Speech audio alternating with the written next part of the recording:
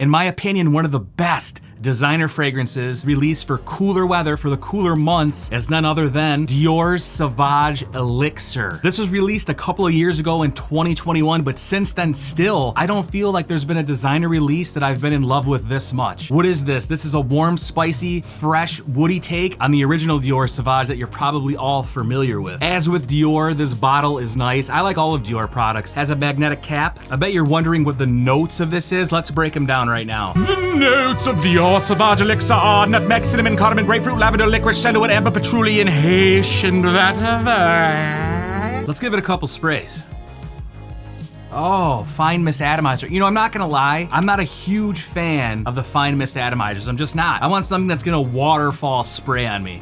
I mean, this definitely smells good. If you don't like this, then you probably don't like fragrances, or you're a snob niche head. What do I get from this? This is definitely a darker scent. Take Dior Sauvage, darken it up, make it a little more potent, and that's what this is. Right up top, as soon as you spray this, you get a blast of grapefruit. It's cinnamon, it's woodsy, there's lavender in this. It's dark, it's definitely just perfect, and it thrives for the winter months. But not specifically just winter, you could wear it all year round, but for me personally, this is the perfect fragrance for the winter nights, for date nights out. I don't think this can be beat. You know, if there's something that can beat this, name me a designer fragrance for date nights out in the cooler months that beats this Sauvage Elixir. I want to hear it. Put it down in the comments. Let's check them out. As it tones down, it gets a little bit creamy. There's a little bit of sandalwood in here, which has the woodiness and the creamy effect. But you know what else I get? I get a little bit of a licorice smell. And if you're not a huge fan of licorice, well, it's okay because it's not overdose. It's not like you're eating black licorice, but you definitely get a little bit of that vibe. You get a little citrus, a little spicy, warm woods, and you get a little bit of licorice. This stuff's fantastic. Now, one of my favorite things about this fragrance, and that goes for most of the Dior fragrances that I've experienced, is the projection and the longevity is great. All of the Dior fragrances, especially this one, they last hours, 6+ hours. The projection's great. Everyone will smell you around. So to me, Dior fragrances are definitely at the higher end of the designer market. When I think of designer fragrances, Dior's top for me. And I feel like even their private line, you know, a lot of their stuff teeters into the niche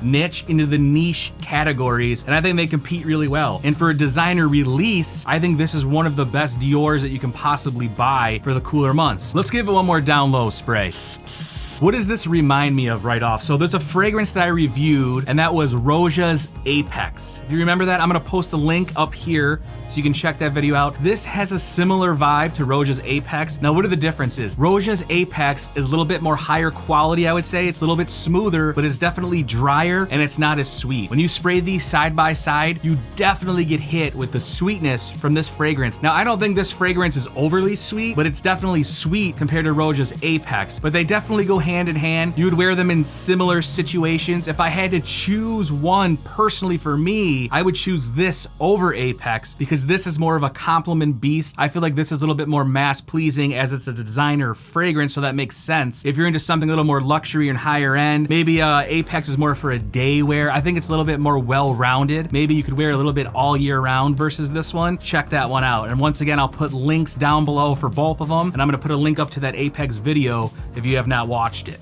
So as I said, this definitely thrives in cooler months, but don't let that pigeonhole you because you can wear this in the warmer months if you'd like. I think you could pull this off year round. You know, maybe not in the hottest of weather when it's like 98 degrees and pure humidity, but you know what, if you want to do it, do it. But I wouldn't do that. I have other stuff for those situations, but this is an everyday casual office wear, thrives at night, date nights wear in the cooler months. In the winter, it just smells fantastic. It's a good one. And you know, if you do first smell this and you're not a fan of it, just give it some time. Spray it on some strips if you see it in a store, maybe order a sample of it. This definitely pulls the compliments, just like Dior Sauvage does, and the EDP, the EDT, the Parfum, they all do. The problem with those fragrances are they're so good and they smell so nice that everybody wears them, so you might not feel too unique. But this one, I feel like this one isn't as mass known, or people don't really understand the differences, but Elixir definitely is more unique than the other ones. And when I'm out, I don't smell that many people that actually are wearing this. Now, who would wear something like this? To me, this is a fragrance for a straight, suave badass at night. This is like a Rambo date night out. If you're Rambo, but you decide to slick your hair and go out on a date, that's what this is for. This is a good one. It really is. The only way you might not like it, it might be too strong and dark for you, or maybe maybe the licorice note might be a little bit pungent, but I'm telling you, let it fade on the skin. You will dig it. I dig it. You know what? If you don't, actually, I don't care if you dig it. Don't buy it, because then I can just buy more of it. When it first dropped, it only came in this smaller 2-ounce bottle, and it was a little bit expensive. That's a 60 milliliter, and that was $155, and I believe it's still that price. And that is pretty expensive for a designer fragrance. I mean, in that price range, you can jump into a niche fragrance, you know, but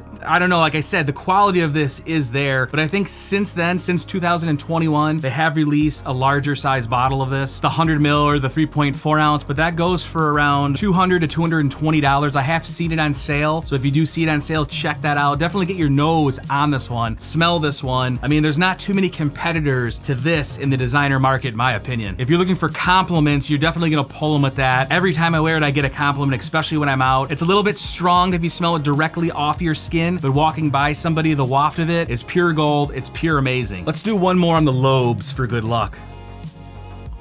Oh, right in the eye.